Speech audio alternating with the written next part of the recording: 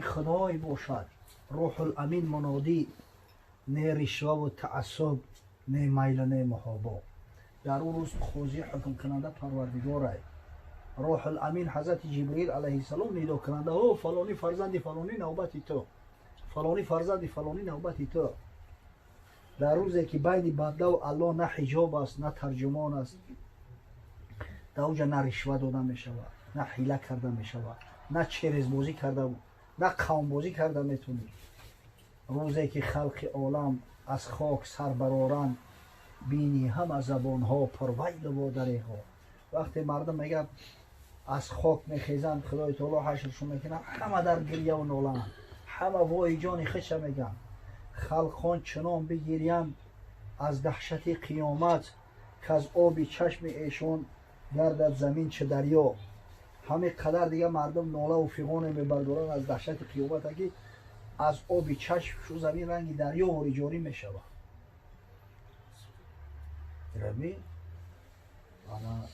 مادر شده گریزان از پیش قرة العین، مهری برادر آنجا از جان شده تبرع. مادر از پیش فرزندش میگریزه، فرزند از پدر و مادرش میگریزه که ما بودو نگن که او دوست گیریم که یکون سرکی گناه ما به کلا بگی، یا ثواب یک تکبیری اول تبرون عطا که هدیه که هنمی خیلی روزه وقت. اصلا کلمه بدعت در زبان عربی به معنای چیزی نو میوید. نو پیدا، چیزی که اول نبوده بعد پیدا شد. عقل بسیار میگفتن این بدعت، اما در شریعت کلمه بدعت در حدیث ها اومده است. حضرت صلی الله علیه و سلم بسیار نهی کرده استش و از بین گفته است. میگه که فإن کل بدعت ضلالة، هر بدعت ضلالت است، گمراهی است. هر بدعت حضرت صلی الله علیه و سلم گفته است که گمراهی است، از راه حقیقت دوشیدن است. حضرت صلی الله علیه و سلم تاکید میکنه، حدیث های متفق علیه است، من احدث فی امرنا هذا لیس منه فهو رد. هر کسی که در همین دینی ما چیزی از خودش اضافه میکنه که از این دین نیست، اون مردود است، یعنی مقبول نیست، قبول نمیشه. خب اما فقها گفتن که بدعت مختلفه میشه. بدعت میتونه حسنه باشه، بدعت میتونه سیئه باشه. از کجا گرفتن این گپا؟ حضرت عمر رضی الله تعالی عنه، حضرت عمر نه فقط یک خلیفه راشد است، حضرت عمر مفتی امت اسلام است. در مسئله فتوای شرعی هیچ صحابی پیغمبر صلی الله علیه و سلم با حضرت عمر رضی الله تعالی عنه برابر نمیشود. در میان صحابه پیغمبر صلی الله علیه و سلم 7 صحابی هستند که کثیر الفتوا اند. از همه بیشتر فتوا از امیان روایت شده است. در جای اول حضرت عمر میسته، یکم حضرت عمر است، دوم حضرت علی است، سوم حضرت عبدالله ابن مسعود است، چهارم مادرمون بیبی عایشه رضی الله تعالی عنها است. در جای پنجم زید ابن ثابت میسته، جای ششم در حضرت عبدالله ابن عباس، جای هفتم در حضرت عبدالله ابن عمر. این 7 نفر. جای یکم در حضرت عمر است. اگر فتوای حضرت عمر را جمع کنیم 40 انسیکلوپدیا میشود. این 40 انسیکلوپدیا میشود. به حد فتواش زیاد است. ای حضرت عمر روایت حدیث کم است، اما فتوا خیلی زیاد است. علتش چی است؟ حضرت از بس که در عصر پیغمبر بود، همراه پیغمبر بود، کاری را از پیغمبر دیده بود، نمیگه که پیغمبر گفت، پیغمبر کرد، امر میکنه که بکنه. از اون پیغمبر نه، خودش میگه بکنه.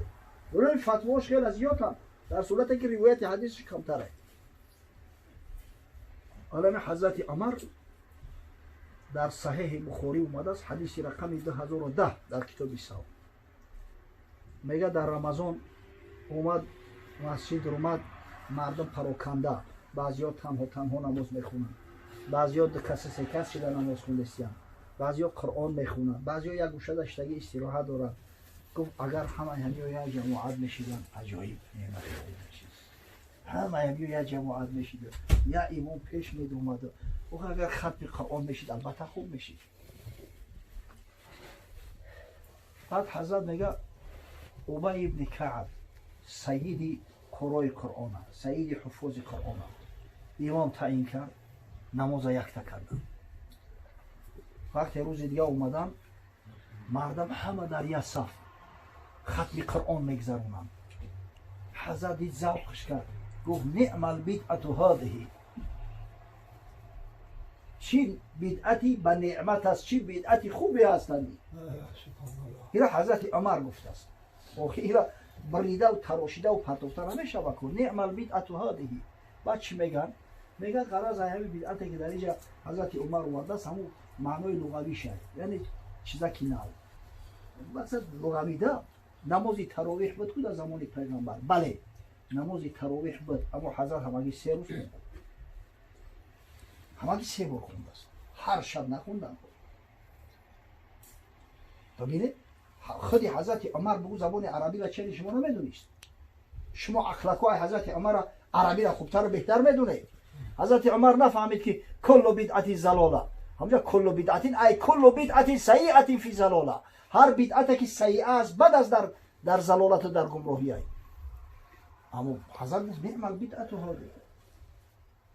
دیگر همون بزرگان محدثایی که مردمی به عقل به فرهنگ هستند وقتی که تقسیم میکنن بدعت به سیئه و به بدعت ضلاله، اونو استناد میکنن یک حدیثی را از حضرت رسول الله صلی الله علیه و سلم که در صحیح مسلم اومده است.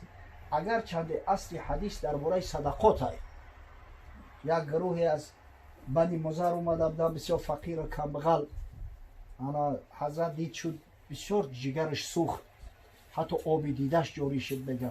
خانه در اومد خارج شد، حضرت بلال امر کرد، از آن گفت قامت گفت نماز خواندن. بعدا حضرت خطبه خوند، تحقیق کرد مردم که امیو برادرای شما هر کسی چی امکانیتی داره بیاره خیر صدقه کنه. یکی از صحابیون میگه در دستش یک بدره زر گرفت، یک مقصد یک خلطه دیرمه، کادت کفه تعجیز عنها بل قد عجزت. همین خیلی وزبینه که دستش دیگه قوت نکرد میگه همون آوردن، بلکه حتی عاجز شد میگه دسته قپیدش. بعد مردم آوردن بعضی خوراکه و بعضی لباسه و دو خره شد، یک طرف لباسه و یک طرف خوراکه. و حضرت وقتی دید میگه روش پرتوافکن شد، نورانی شد، مثل طلا حتی میگه برق زد. بعد همجا گفت حضرت صلی الله علیه و سلم گفت من سن فی الاسلام سنتا حسنتا فله اجرها و اجر من عمل بها من بعد من غیر ان ینقص من اجورهم شیئا. هر کسی در اسلام یک سنت حسنه را جاری کنه، اجر ثواب کردگیش هم میگیره و اجر ثواب کسایی را که به این تقلید کردن از حساب اونو نه، از او کم نمیکنن. خداوند با او میته اجر ثواب شد، با همون مقداری دیگه به ایران میته. و من سن فی الاسلام سنتا سیئتا کان علیه وزرها و وزر من عمل بها من بعد من غیر ان ینقص من اوزارهم شیء. و هر کسی یک کاری بدی را جاری کنه، یک عملی نامطلوبی را داخل کنه، هم گناه کردگیش هم میگیره، هم گناه کسایی را که به این تقلید میکنن این کار را انجام میدن. نبی غرض از سنت همینجا هم و یخین و بدعت است. برای که اگر سنت با پیغمبر نسبت بدیم به سیئه نمیشه بکن، همش حسنه است، همش نور است. و اینجا سنت سیئه میگه، غرض میگن اونم بدعت است که بدعت به حسنه و به سیئه مبدل میشود، تبدیل میشود. اکثر کل شارح ها، بزرگترین شارح های بخاری ابن حجر عسقلانی بدرالدین عینی که در بزرگی و در علم درک فهم شد، حتی بزرگان میگن که بعدی نوشته شدن عمدة القاری و بعدی نوشته شدن فتح الباری حقی که امام بخاری در ذمه امت اسلام داشت ادا شد. همین حق بخاری را ادا کردن. همین بزرگان همین بدعت را به دو حصه تقسیم کردن. ایشان قاری گفت که او میگن که بدعت 5 نوعه. همین هم گفت خدمت یوخی من خودم میدونم، همین موضوع صحبت کردگی حضرت گوش کردگی. انا بعضی از بزرگان، بعضی از علمای شریعت خاصتا در مذهب امام شافعی از جمله سلطان العلماء بای الامراء عز ابن عبدالسلام رحمه الله همین قول گفته است. میگه البدعت علی 5 اوجه، بدعت 5 وجه میشود، 5 نوع میشود. بدعتی هست که واجبه، بدعتی هست که مستحبه، بدعتی هست که مباحه، بدعتی هست که مکروهه، بدعتی هست که حرامه. بعد هم را تقسیم کرده است. بعضیش هست که حتی حکم وجوب داده استش. از جمله اینمی تعلیمی مثلا اینا کتبی کلام صرف نحو همیو نبودن کو. اینمی حرکات و سکناتی که در قرآن هستند یو نبودن، در زمان صحابه نبودن. اگر بدعت با اون معنای نو پیدا بگیم، باری اول همه حرکات در کتاب قرآن در زمان حضرت عثمان نبود. این را ابو اسود دعالی کرده است. این علاقه طبیعی ای صحابی نیست. یکی نمی تعلیمی صرف نحو، تأسیس مدرسه ها برای تعلیم در زمان امام اعظم ابو حنیفه حتی مدرسه نبود، تعلیم در مسجد میداد. اینا مدام که بدعتی چی از مردم طلبات داره به همین میگه حکمش واجبه. حالا اگه بدعت حرامشون هم بدعت‌های سیئه و بده، بدعت‌های مکروه هستند، مثل که حلقه می‌استیم بعد نماز بامداد و بعد نمازهای عصر به هم دیگه سلام می‌کنیم در داخل خانقاه. اینا میرا بدعت‌های مکروه گفتگی‌اند در مذهب امام اعظم ابو حنیفه. همین مسئله را عیسی ابن عبدالسلام گفته است. علی القاری در کتاب مرقات شرح مشکات المصابیحش آورده است و خدا رحمتش کنه. اینا حضرت بزرگوار مفتی تقی عثمانی، محمد تقی عثمانی، مفتی اعظم پاکستان، همین در شرح فتح الملهم علی صحیح مسلم آورده است از نام عیسی ابن عبدالسلام. اگه عیسی ابن عبدالسلام کی بود؟ مفتی مصر، شیخ الاسلام، یک شخصیت بینهایت بزرگ که در مصر فتوا در اختیار همه آدم بوده است. به نهایت سرسپرده شریعت، در گفتن گپی حق از کسی هراس نداشت. یکم میگن سلطان العلماء، این سلطان عالما است. بایع الامرا، فروشنده امیرها. برای چی بایع الامراش میگن؟ فروشنده امیرها. این حضرت قاضی به مفتی و طریب دست در مصر، یه روز از نایب سلطان مصر اشرف بود. اشرفی ایوبی از همین نبیروهای صلاح الدین ایوبی است. میگه نایبش یک سابق غلام بود، یک مملوک بود. از همین زمان صلاح الدین ایوبی به بعد یک عادت بود که از بازار میرفتن غلامای ترک همه خریدن برای کار می آوردن، همین جنگ همه آموختن شد، تعلیم جنگی و چنین امتحانی مشق میکردن. ایران همش همین ارمی هم میشیدن. همون قشورهای مملوک داشتن ایوبی ها. مملوک های بحری هستن، مملوک های بحری و بری. مقصد بسیار جنگاورای خوب بودن. بعضیش آیسته افیسر بشیدن. یک تاش حتی نایب سلطان شدن. وقتی مکتوب امضا میکنه، یک مکتوب میفرستن به نزدش که همین کارا بود کنه، میگه این آدم حق این کارا کرده نداره. این حق نداره که در بیت المال مسلمان ها تصرف کنه. این خودش مال بیت الماله. این حقوقی تری امضا کرده نداره. و میگن هم مردک تو دیوانه ایشوری نایب سلطان را کلت نمیکنن. میگه که من ایرو شریعت کار کرده است. این حق نداره. این غلامه. سخن به همون مردک میرسه. نزدی اشرف میره میگه که همین مفتی را لحشه میگیری بگی نباشم میکشمش. اونا را شرمنده کرده است. اینطوری گفته. میگه همون سلطان مصر دعوتش کرد. این مرد اینطوری نگو. اون ما گپی حق گفت بخی.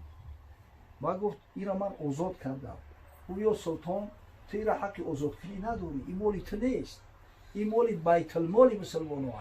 این را از حساب خزینه دولت خریدگی هست. ای پولی لیش نیت نیست. برای تو این را آزاد کردن نمیتونی. و گفت باید چیکار کنن؟ گفت این را باید برن در بازار بفروشن. اگر یکم کس خرید آزادش کرد آزاد میشه. نباشه نمیتونه، حق نداره. گفت من تو را خبرت کردم، من بودم در سر دیگه فلاکت اومد بیا خبر داد. با این حضرت گفت که خیلی در ملکی که اختیار در دست غلامای من زندگی نمیکنم. آمد میگه و اکرم بارو بنا چیزی داشت بیچاره در بالای خرش رو بار کرده استیم میکوچه اکر که همون نایب سلطان خودش اومد در کفت. پسرش میگه برو اومد در شد، دید او را دستش با شمشیر هست. کجا داری همی عیسی ابن عبدالسلام؟ دیگه بدتر صحبت گفت پدر نگفت من این کارا نکنی اینا میکشد با کسی جانتون نگه. یه بچه‌م گفت پدر تو قدر منزلتی نداره که شهید شود، نه ترس. خست اومد پیشش گفت زدنی بزن، ما وقت ندارم. بعد گفت ای مرد چرا تنتری کردی؟ من با تو دشمنی کردم. گفت تو دشمنی نکردی اما تو حقی تصرف نداری. همین وظیفه با تو دادیم با تو نمیشود. تو ولو بخداد مال بیت المال تو چیکار با حکم میکنی که بیت المال فلان چیزا با فلان کسا بده. من گفت ای جاهل بچه خیلی کنم آخه مرا سلطان آزاد کرده است. گفت سلطان حقی آزاد کردن ایترا نداره. خیلی بچه خیلی میشود. گفت اینا باید بازار دا برام بفروشند. کسی خرید اگر آزاد کرد آزاد بشه نباشه تو ولو می. با گفت کی جرأت میکنه که مرا بفروشه؟ میگه با غضب کی جرأت میکنه که مرا بفروشه؟ گفت من میفروشم. میفروشم پلتا در بهترین کار صرف میکنم. همین دیگه در پیش پوش غلطی. غیرت بی جوان مردی را بی جسارت بی حقیقت بی. بگو اگر همین تو بفروشی من راضیم. این همین 10 نفر ایامو گلاونا کماندویشیورا در بینشون ظاهری بیبرس هم هست. ظاهری بیبرس از همین واقعه ها ممکن یکون 10-15 سال پس گذشته سلطان مصر شید. همون آدم سلطان مصر شید. 23 سال پادشاهی کرده گیاد. آدمی که کمری مغولا را شکسته گیاد. مغولا در همجا شکست خوردن، ای پیشروی موندن. در تاریخ باری اول قشون مغولا همینجا شکستی سه خورده دیگه تاب نه آورد که مقصد با مسلمان ها جنگ کنند. این همی آدم هم در بین هم بود یه سرلشکر بود. بعد اعلام کرد بچه امیر دا بیوی، امیرای فروشی هم بیوی. پولی کلون قطی فروخت چون با پولش یک مسجد ساز کرد. برای میره بایع الامرا میگن تو دان خدا همین آدمی که به خاطر الله ای گفتاری گپی حق یگان خودداری نمیکنه، همین گپی که البدعة علی خمسة اوجه همین را همین آدم گفتگی ای. ایرا نه دولو عبدالرحیم گفته است نه یگان ملای دیگر. بگذار که 5 قسمش تقسیم نکنیم. لا اقل همین در فروعات البته در عقیده نه. در عقیده کلی بدعت ضلالت است. اما در فروعات همین فقهی اگر ما همین انتری تقسیم بندی نکنیم و مجبور میشیم که دست به دیگه کار بزنیم. بعضی چیزایی بودن که در عصر پیغمبر و صحابه نبودن بعد پیدا شدن. کاری خیر باشه نیک باشه ان شاء الله حسنه ای. اگر کاری بد باشه و خوب باشه سیئه ای. باید همین خیلی بدونیم ان شاء الله. و آخر دعوانا ان الحمد لله رب العالمین.